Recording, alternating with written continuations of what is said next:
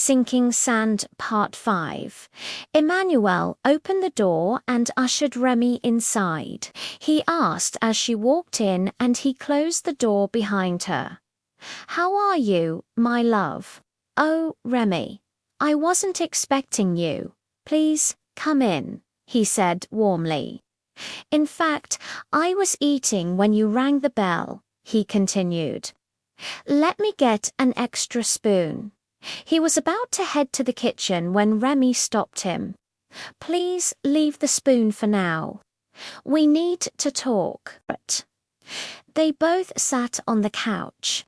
"Emmanuel," Remy began softly, "you know how much I love and care about you." Emmanuel nodded. "But I'm so sorry we need to end this relationship," she continued. "I've realized that love alone is not enough." "What are you talking about?" Emmanuel interrupted, confused. "I'm trying to explain to you that I'm no longer interested in this relationship," she said calmly. "Is this a prank?" Emmanuel asked in disbelief. "You're still young, Emmanuel. You can start all over again," Remy said gently. "I love you deeply, but I think I only love you as a friend, not as a husband. I'm truly sorry I can't marry you." Emmanuel smiled weakly and said, "Please stop this expensive joke." "This is not a joke, Emmanuel," Remy replied. "I've thought deeply about everything, and I've come to the conclusion that we are not meant for each other. Marriage is for a lifetime, and I don't want to make a mistake. I want to build my home and my life on a solid rock, not on sand." She stood up. "Take care of yourself, Emmanuel. God will send you a good woman," she said, gently touching his left cheek before walking out. "I'm sorry, Emmanuel. I have to go now." Emmanuel stood as well but couldn't utter a word. Emmanuel was left confused. Is this how an engagement ends? What went wrong? What did he do wrong? He asked himself countless questions and decided to try to see Remy. He called her phone, but she didn't pick up. He sent text messages, but there was no reply. He went to her house, but he was not allowed to enter the mansion.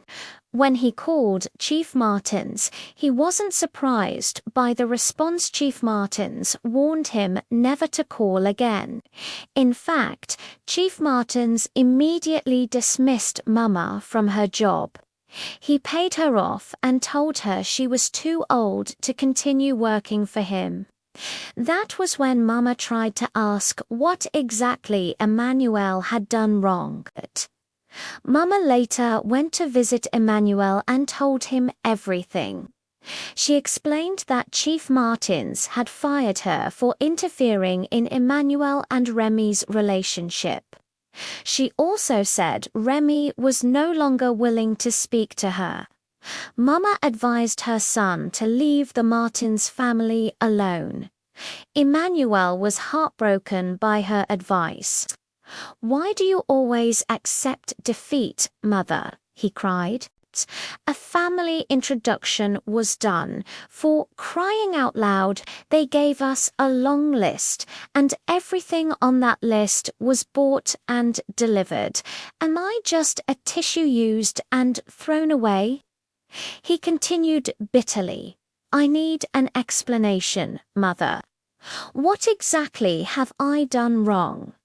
Mama didn't know how to comfort her broken son. She could only feel his pain, and it hurt her deeply as well. Emmanuel tried several times to see Mrs. Martins, but all his efforts proved futile. He then decided to call Lara, and they agreed to meet at a coffee shop.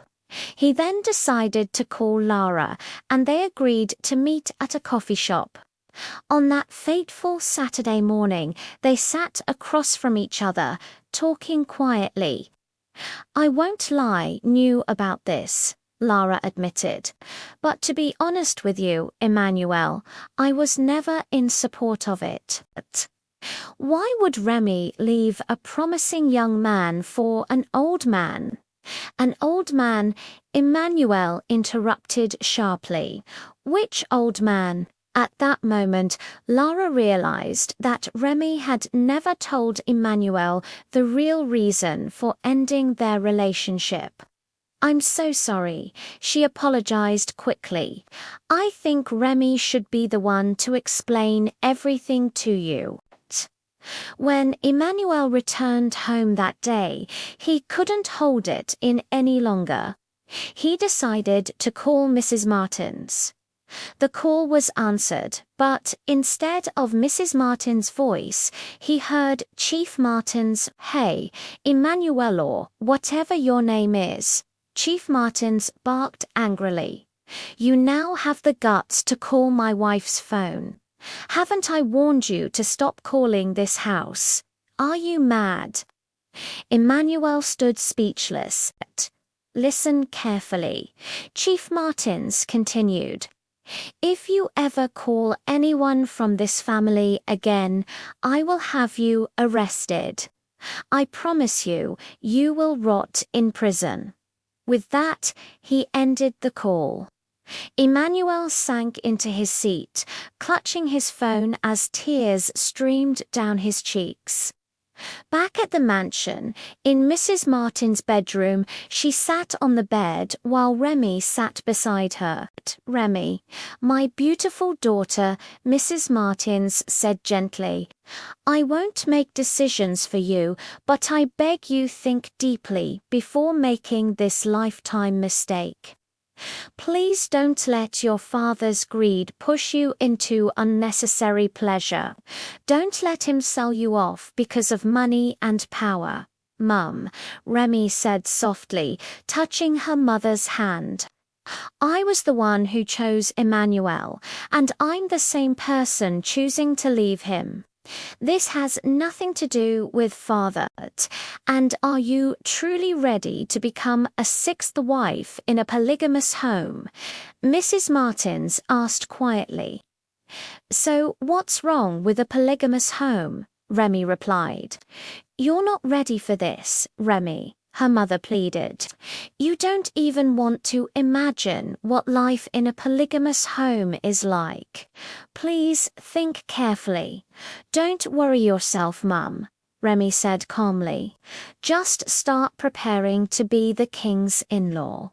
She smiled while her mother looked on, deeply worried.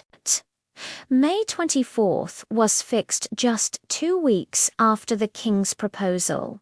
Many people, including Lara and Mrs. Martins, were shocked.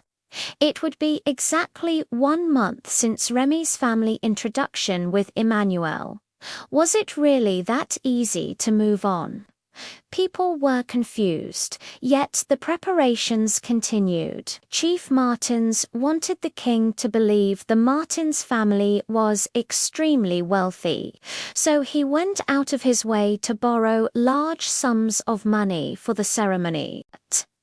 On the other hand, the king also wanted the Martins to believe he was very rich.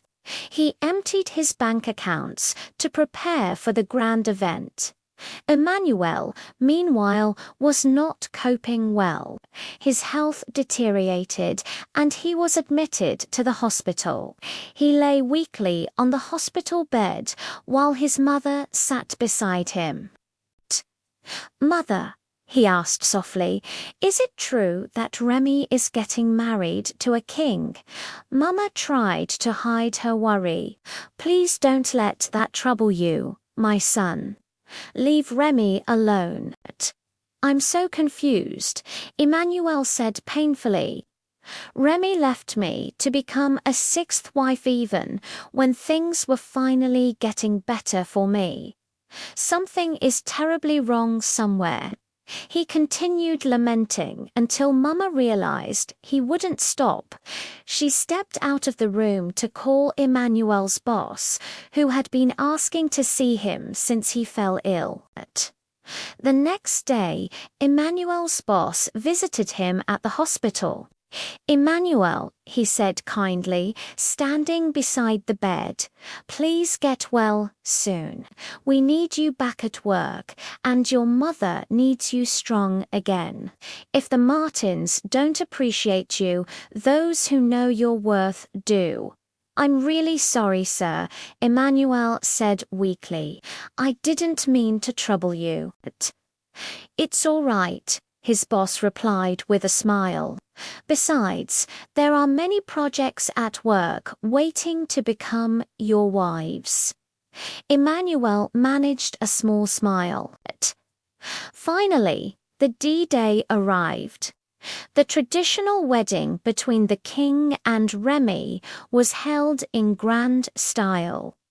The Martins spent every borrowed penny, and the king spent every last dime in his accounts. It was a lavish and colorful event. Filled with dignitaries and important guests, yet beneath the celebration lay debts, broken hearts, and unanswered questions.